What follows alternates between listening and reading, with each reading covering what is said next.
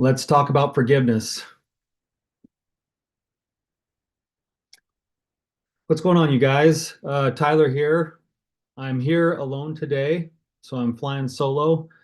I'm excited to be with you guys. I've got some thoughts on my mind I'd love to talk to you guys about on the topic of forgiveness and connected to that, the process of surrender. And I'd love to see your comments and even your own thoughts about this as I discuss this principle with you. There's a couple of reasons why I wanted to do this, and we'll get into that in a second. But before I jump into that, I just wanted to make you aware that we would love to have you become a guest on the show if you'd like to. Therapybrothers.org. Go there and hit the button to ask a question, then sign up to become a caller on the show if you'd like. We would love to talk to you about your problems, your issues. We tend to get a lot of questions specifically about recovery type principles, recovery from addiction, specifically sexual addiction or infidelity, betrayal trauma, but we would love to field other questions if it relates to things like parenting or dealing with your in-laws or how to manage conflict in relationship. Um, so whatever you're facing in your life, if you feel like Brandon and I could be beneficial, we would love to have you sign up and become a caller on the show. It is our callers that actually make the show helpful to other people. And so we'd love to have you.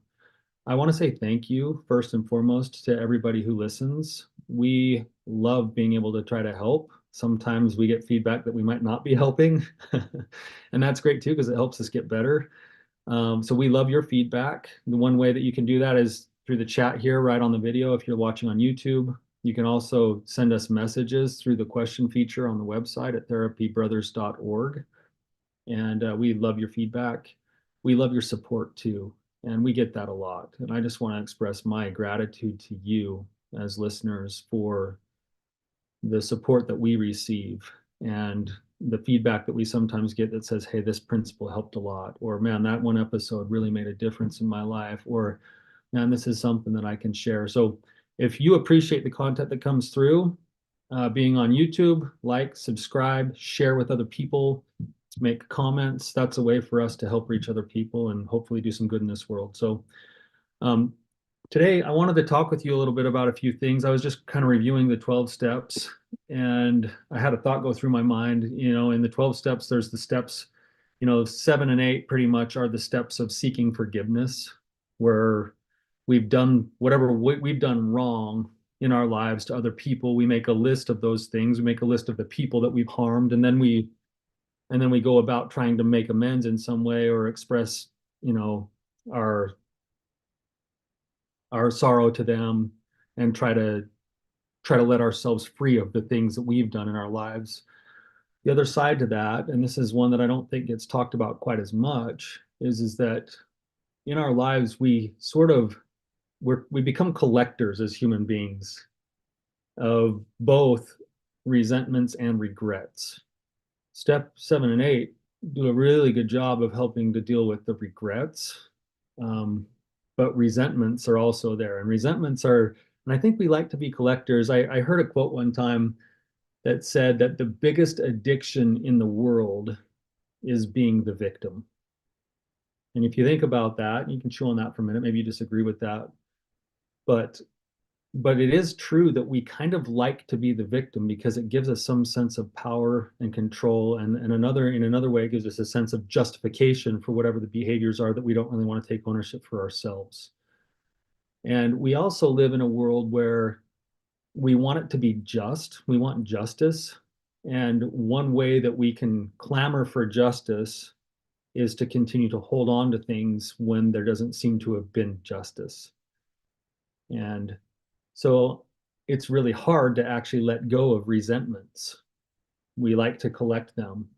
It's like a weird kind of sick hobby that we have. It's maybe its own form of addiction sometimes because it feels good to know that there's a need for justice and to know that we've been mistreated and that there still needs to be some payment that happens back. It allows us to be justified in our feelings at the same time that the price that it costs us is immense in terms of our peace of mind, our well-being, our sense of self, our values. And so it's an interesting thing that is pretty common. Actually, it's a human thing for us to do. So I just want to share a few thoughts with you today, have a discussion about resentments, how they form, um, what they do to us, and then maybe just give a few thoughts about the process of practicing letting go of resentments and why that might be the best course of action for a life that's full of peace and joy and freedom and love and really wholeheartedness. So one of the reasons I want to talk about this self-disclosingly is that I'm kind of in the midst of a little small piece of one of these instances right now. I'll give you the example. And you guys can think of your own situations too. And I'd ask you to think of your own situations in your life. Maybe we'll do a little exercise on this a little later on too. But I just had this happen 2 days ago where about probably about 5 years ago here at my practice, I had an intern that I had hired that was going to school. And um, I hired this intern. She's really sharp, good intern, great therapist. I think she's kind of got, some therapists just kind of have the gift. And I think she has the gift. I think she was kind of a natural. So she worked for me for just over a year. And in the process of working for me, she sat in on my groups. I built a caseload for her. So a whole caseload of clients as a therapist, built a caseload for her. And then I gave her a bunch of my materials that I use with my clients to try to help them find recovery. And in the process of that, she took some of those materials and then she created a Google Drive with several different folders. And then she shared those folders with me so that I could access them because I had like all these binders and stuff of hard copy type stuff. She shared those folders with me, and and it was great because then I could just access them digitally, and that's been awesome. And then she since has left. When she left, she went and she basically took all of her caseload, went and started to build her own practice. I think she's very successful now. I hope she is. And well, just 2 days ago, I went to access those folders that were in the Google Drive that were shared. And I was locked out of those folders and said I needed to request access from the owner. So I requested access, thinking and remembering that I think it was her. And like 10 minutes later, I got rejection messages back from all those folders. And and here I am having provided her an internship, a place of employment, a caseload, the materials themselves. She did do the work to put them onto a Google Drive and share them with me. And then all of a sudden I'm locked out of my own materials. And what's the very first thought that goes through my mind is that this isn't right. This isn't just. This isn't fair. And I kind of felt like, I don't know what it's like for you. And maybe this is a time to pause and think about it. Like, what does resentment actually feel like in your body? Like, if you bring up a situation in your life, somebody right now that you're harboring some kind of ill will towards, maybe for a justified good reason. Maybe you've actually been victimized by this person, but become curious with it. What does it actually feel like in your body? Uh, is it is it for me? I feel tension right in my jaw. I feel my face start to flush. You might even see it on my face right now. I feel tightness in my chest. I feel a pit in my stomach.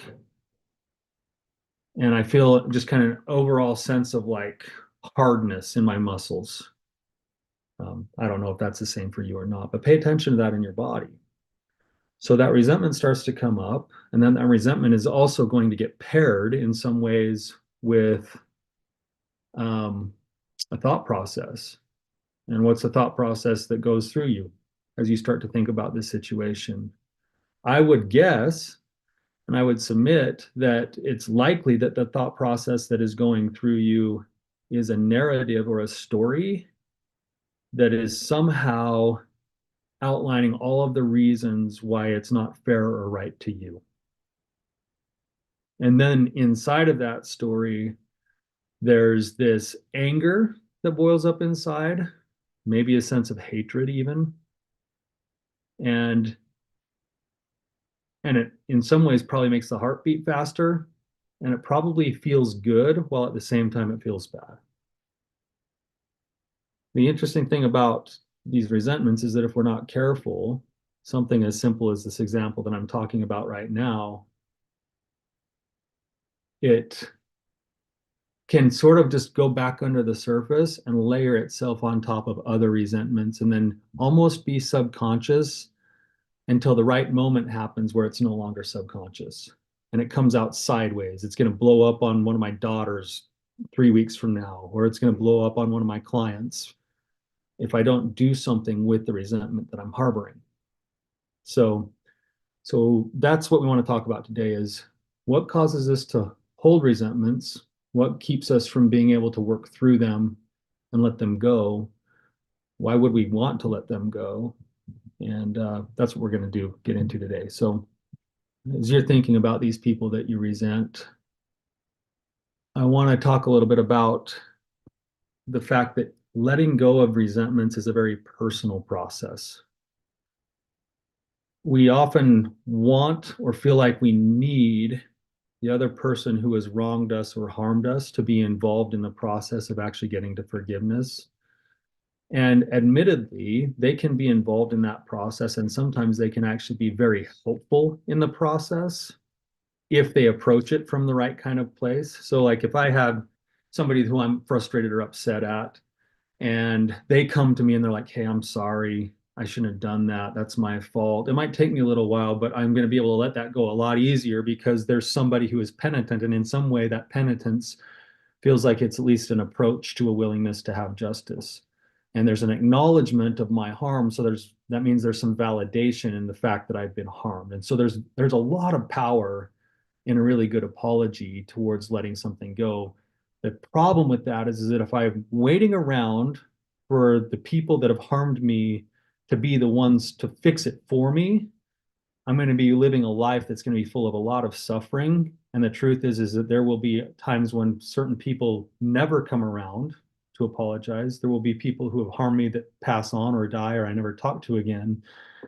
And if I don't learn how to let those things go on my own, I am now a continual prisoner to the thing that they did, unless I learn to take my power back and realize that the letting go process of resentment and forgiveness is completely, at the end of the day, an individual process. Again, it may include others, but at the end of the day, it is solely and wholly about you. It's about me. It's my process, my life. I have to take responsibility for it. So one of the ways that we can start to move towards a place of letting go of those resentments is actually through boundaries work. A lot of times our resentments become a form of self-protection inside of an ongoing relationship that is not very healthy with the current stage of boundaries. And so the resentment serves as a form of self-protection to keep myself at an arm's length or at a distance from other people because I don't want to continue to get hurt by them. But I haven't stopped to consider that if I were to actually set the right boundaries in the relationship, I wouldn't have to continue to harbor the resentment. And I could actually love the person at the level that it's safe for me to engage with them. So here's an example of this. You know, if I have a situation where I have a best friend who I call them my best friend and I tell them everything about all of my life. I tell them, the people that I'm interested in. I tell them the deepest, darkest secrets of my trauma. I share all of the details of the things that feel very personal to me. And then that best friend continually goes to all of our other friends and leak that information.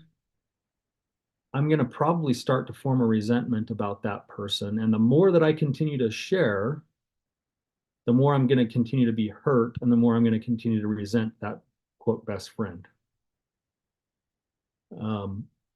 What I do have control over is to actually go and set the right boundaries with that friend. In this case, maybe I need to go and maybe it's an inward kind of boundary setting where I'm going to go and actually say to myself, I'm no longer going to disclose those things to that friend because that friend has proven time and again that they're not going to hold my confidences. And I might keep my conversations at more of a surface level with that friend, which means then whatever they share doesn't really hurt me anymore. And then I don't have to worry about not trusting them. I don't have to worry about them sharing information that I don't want them sharing with other people. And at that point, I can more readily let go of the resentment that's there because they can't continually hurt me because I'm the one who has actually set the internal boundary in that relationship that doesn't overextend me in a situation that's not safe anymore. So if I set that internal boundary, I'm the one who has control over now not continuing to resent that person. Maybe that boundary extends out and it becomes more of an explicit kind of a boundary with the person themselves. And I go and I have that discussion. Sometimes it sounds like this.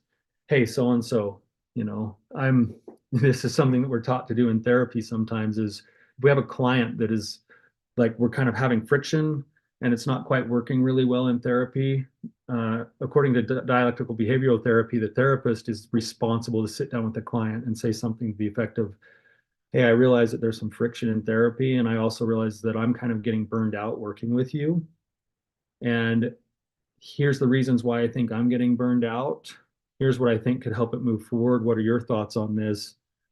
Let's problem solve this because I want it to be good for you and it's got to be good for me in order for me to be, wholeheartedly in on helping you. That's a hard conversation to have, but that one hard conversation, who no matter how it ends, is more likely to produce less resentment on all sides than to continue to let it harbor. I notice this too with a lot of people who are very by nature, they're very kind, they're very nice. It seems like kind and nice people, they harbor resentments a lot because there's a tendency in order to not make waves, in order to keep the peace, in order to avoid conflict, there's a tendency to sacrifice personal values. And then nice and kind people, they just secretly hold on to resentments and they let them build slowly over time until all of a sudden they come out in really weird sideways ways later on in relationships. That's why so many marriages, you notice this is actually a pretty common phenomenon that there can be a marriage that's been together for the last 15, 20, 25 years. And then one day, one of the partners just shows up and it says, hey, I'm done. We're getting divorced. And it like blindsides the other partner. And what's happened is that over the years, there have been these little tiny things that have happened where one partner feels like they've been sacrificing too much or they've been walked on too much or they've been mistreated or used or something, but they've never actually set boundaries in the relationship. And those little tiny resentments have grown over time to finally they just snap and then they're done. And there was never a chance to do the reparations that easily could have been tuned up if there was just an open discussion about it. So setting boundaries in relationships, even up to the point of actually getting rid of a relationship, can actually help in the process of letting go of resentments. And that's one question that when you have a resentment that you're holding on to, you have to ask the question, and this comes from the book of Forgiving by Desmond Tutu, that says, is this a relationship that I need to reconcile, or is this a relationship that I need to release? And sometimes the pathway to letting go and the pathway to forgiveness is actually the release of relationships. I actually believe it's more of a scaled thing than just a reconciliation and a release. I believe it's a question that says, where on the scale between reconciliation and release can I function and not have resentments? So if this was my best friend, now this is more of a kind of a friend or an acquaintance because that's the nature of what the relationship has to offer, where I won't be resentful. If I have a friend who's constantly asking me for stuff and taking from me, but it's not a reciprocal relationship, it doesn't mean I have to get rid of them completely. It means I need to set the boundaries where I won't resent them. So that's the first kind of thought that can be helpful in that process. The second one that helps with this process of forgiving and letting go, maybe you're thinking of your own relationships right now a little bit, is to take a second once in a while to pause and acknowledge our own need for forgiveness. We like to play games in our heads by keeping a tally on who's done worse things and how so and so has hurt me far worse than I hurt so and so. But that's not how this game works.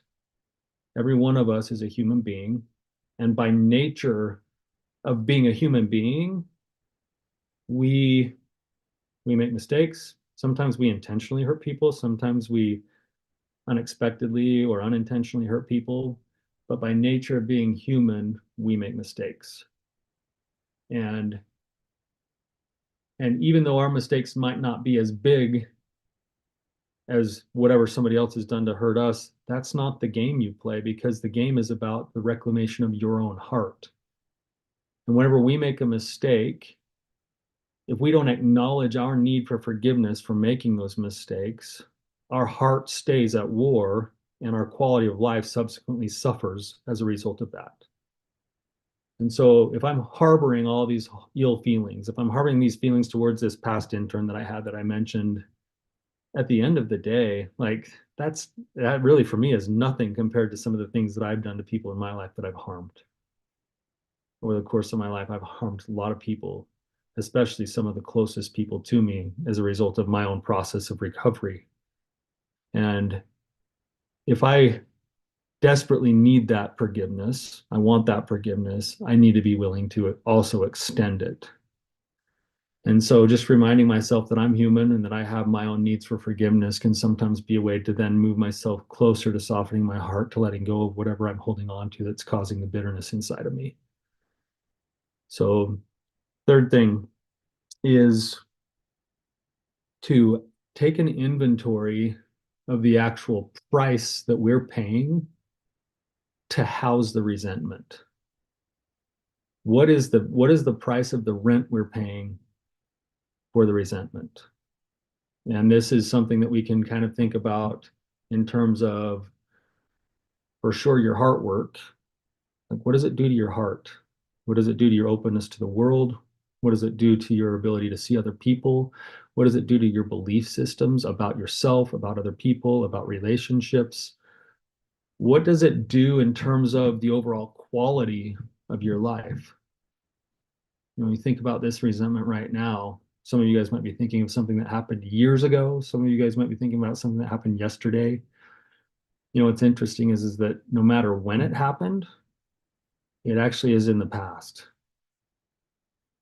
And the interesting thing about this is that we pay a hefty price to hold on to it, right up to the point that we actually re-inflict the same pain on ourselves over and over again that happened whenever that thing that happened that caused the resentment in the first place.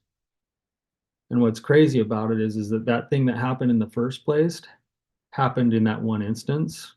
Maybe it was a repeated thing where it happened in several instances, but every time we relive it and refile it in our brain after that is actually us choosing to do it to ourselves again.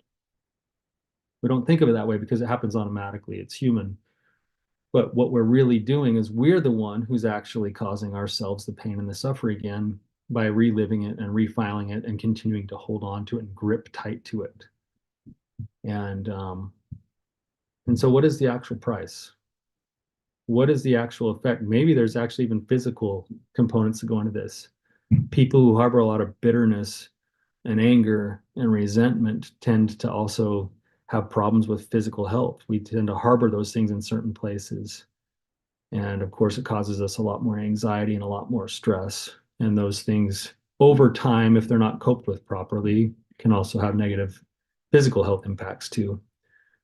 So, what is the price that you're paying to hold on to your resentment? You can think about the benefits too.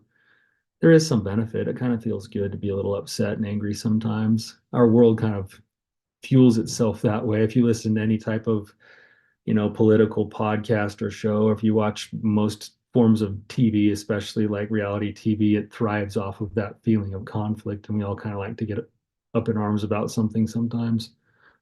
But it also comes with a price. So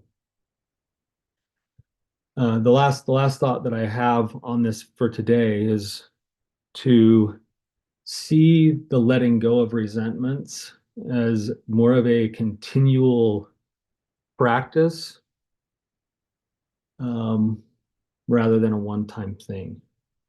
It's something that we have to kind of work through different levels on. We have to go through the anger of it all. We've got to go through its own form of kind of grieving process in a certain sense. There's going to be anger, bitterness, grief, guilt, loss, all sorts of things that we have to be able to willing to let ourselves go through in that process. And then as we get close to being able to lay it down, chances are that even if we get to lay it down, we will want to pick it back up again because it's human to do that. And because again, it's got its own form of intoxication. So letting go of resentments is a continued practice of repeated surrender. Yeah, I had this instance, probably one of the biggest resentments I've ever had in my life came when I was in graduate school. And I've told this story before a long time ago on the podcast, but in graduate school, I had a situation where there were 12 students in the program at the time. And in our cohort, which is a group of students that comes in every year, there were only 6 students. So it was a pretty small thing. There were 3 primary faculty members for these 6/12 students. And the director of the program, for some reason, um, didn't like me, which is weird because I actually typically get along with people really, really well, but she didn't like me. And I think part of it was because I represented everything that had been a threat to her in the past. You know, I'm living in Utah and happening to be a member of the Church of Jesus Christ of Latter-day Saints. I am the prototypical, stereotypical person that people think of for that population. And then I come to a very kind of liberal program inside of a liberal college, and I was lucky to even get in. Um, and the very first night that we went to the gathering of like all the new students, we took our spouses with us. And the very first night, this professor goes up to my wife and says, "Wow, it's got to feel so nice to you to like actually have a hot meal." And my wife was like, "What does that mean?" She's like, "Well, you guys are members of this church, aren't you?" And my wife said, "Yeah, we are."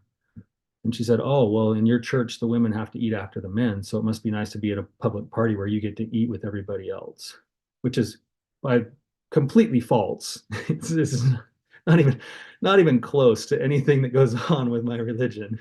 And yet she's just assuming that that's the truth. And that was the angle she was coming at it from. And then that's kind of what carried over through my whole 2 years of going through this program. It got to the point where I had a class with this professor, and it happened to be an ethics class. And I had done all my assignments. I had an A in the class, and it got to be the last week of the school year, the last week of the semester. And she called me into her office and she said, "Hey, I don't have most of your assignments, and you've got a C- in the class right now. And in our program, if you get a C or lower, we have to counsel you out of the program." So I've been going to school for a year and a half. And now all of a sudden she's telling me I have a C and that they're going to counsel me out of the program because I'm getting a C in this class, even though I've done all my assignments. And then she said, it was kind of like the evil stepmother from Cinderella. She said, "But you got a week left. And if you want to do all the assignments, then you can still get a good grade in this class. And if not, then we need to go and do some kind of disciplinary thing to start moving you out of the program." And I was like, this is ridiculous. So luckily I had all my assignments out in my car. I went out and got one of my assignments and turned it back in. So I had a B-. And she said, "Well, do you want to do the rest of the assignments? We can still get you an A if you want to do all that extra work." And I had the other assignments out in the car, and I just said, "No, I'll take the B-." And I took it. And that was my way of being spiteful. And that was my way of being resentful. Um, and then after that, I went to the main, head of the department, who happened to be her best friend, and filed a complaint. And then we had a big sit down, and it didn't go very well. So after that sit down, she called my intern place where I was doing my internship, my supervisor there, and said, "I have really big concerns about Tyler. I think he's unethical, and I think he's this and that and the other. So you need to keep an eye on him." So now my boss is like coming to me and saying, "What's going on here?" And all this drama got stirred up. Anyway, you guys can hear me hearing my tell my story. You probably see my face flushing right now. I've done a lot of work on this and over the years, but it still sits with you if you bring it back up. And I carried that bitterness for years. Luckily, nothing came of it. I graduated. I got my degree. Truth is I've had a pretty successful career since then. That was really close to almost being exactly 20 years ago. I'm telling you this story from 20 years ago, and my face is already starting to flush again as I tell that story. I can't tell you how many times I've had the practice of noticing that bitterness, seething over this story, feeling the injustice of it all, wanting to like do something or get revenge or do something else, only to realize that none of that is going to matter because at the end of the day, the only person who this is harming now is me. It's long gone. It's a thing of the past. It's over. I've even let it go before. So why is it coming up again? And I have to have that practice of going through these steps that I just talked about and saying, you know what, Tyler, like you got to let it go. What I found though is that the more that we practice letting it go, the more it stays gone and the less it hurts when it comes up. And then the brain actually starts to go to work on that same process of letting it go.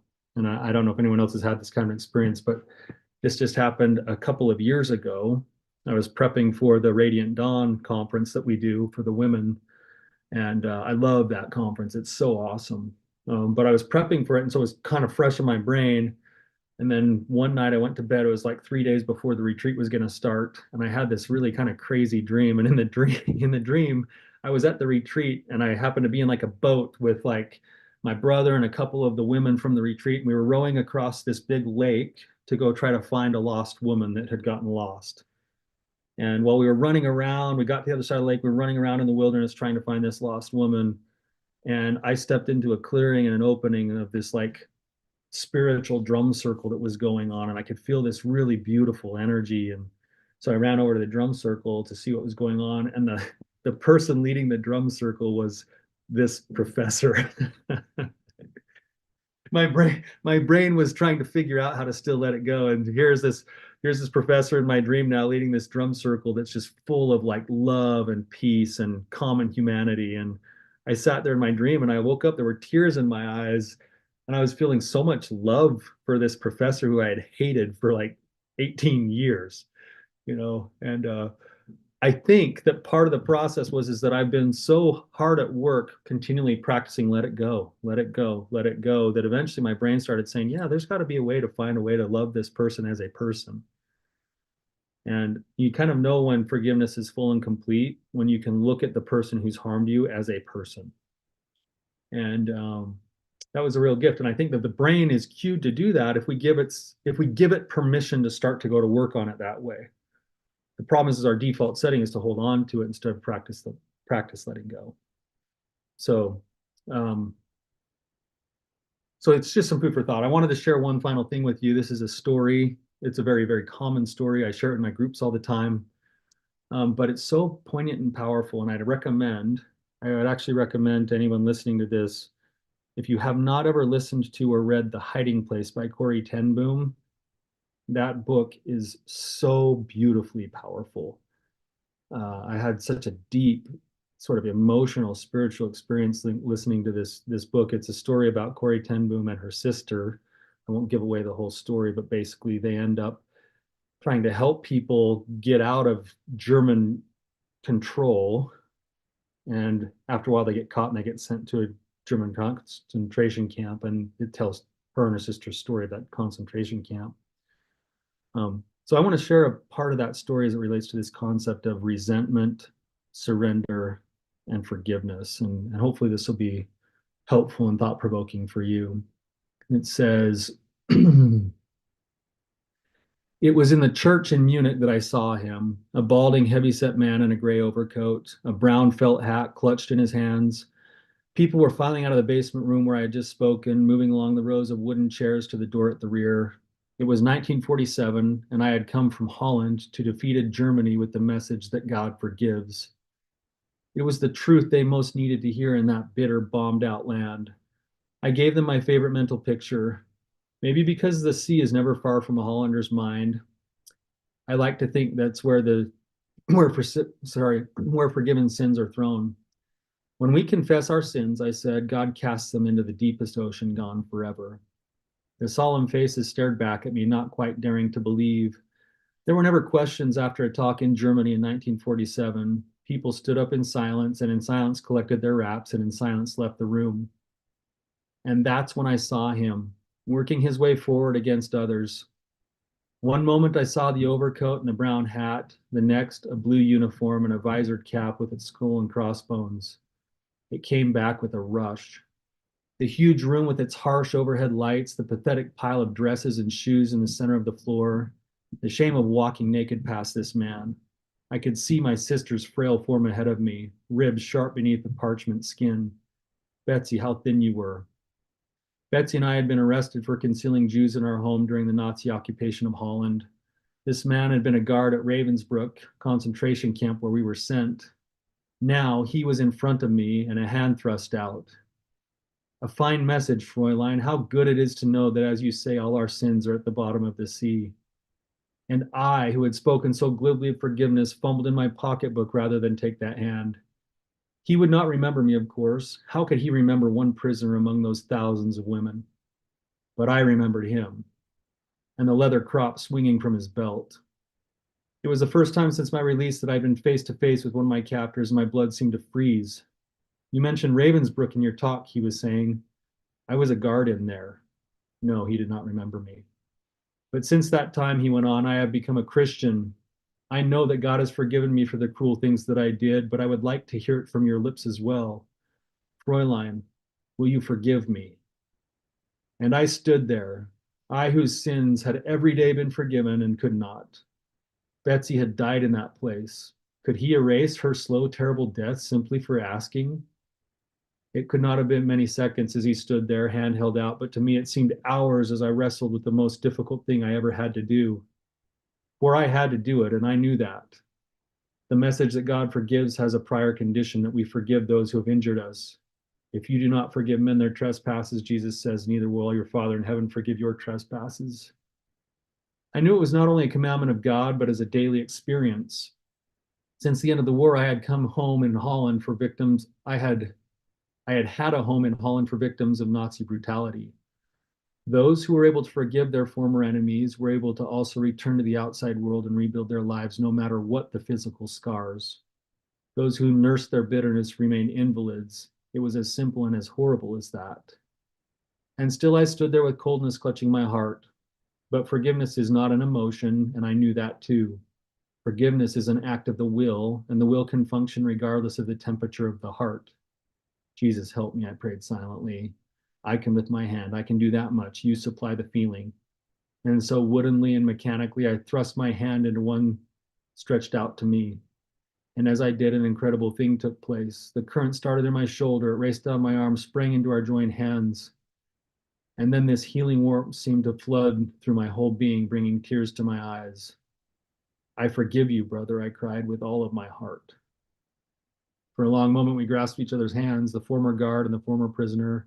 I had never known God's love so intensely as I did then. And having thus learned to forgive in the hardest situations, I never again had difficulty in forgiving. I wish I could say that. I wish I could say that merciful and charitable thoughts just naturally flowed from me from then on, but they didn't.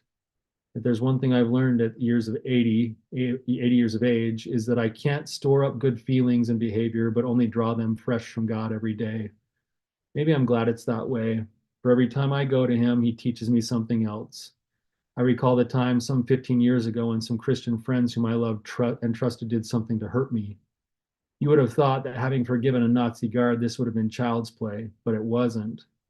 For weeks I seethed inside, but at last I asked God again to work his miracle in me, and again it happened. First the cold-blooded decision, then the flood of joy and peace. I had forgiven my friends. I was restored. Then why was I suddenly awake in the middle of the night hashing over the whole affair again? My friends, I thought, people I loved. If it had been strangers, I wouldn't have minded. I sat up and switched on the light. Father, I thought this was all forgiven. Please help me do it. But the next night I woke up again. They talked so sweetly, too, never a hint of what they were planning. Father, help me. The help came in the form of a kindly Lutheran pastor to whom I confessed my failure after 2 sleepless weeks. Up in that church tower, he said, nodding out the window, is a bell which is rung by pulling on a rope. But you know what? After the sexton lets go of the rope, the bell keeps on swinging. First ding, then a dong, slower and slower until there's a final dong and it stops. I believe the same thing is true of forgiveness. When we forgive someone, we take our hand off the rope. But if we've been tugging at our grievances for a long time, we mustn't be surprised if the old angry thoughts keep coming for a while. They're just the ding dongs of the old bell slowing down. And so it proved to be.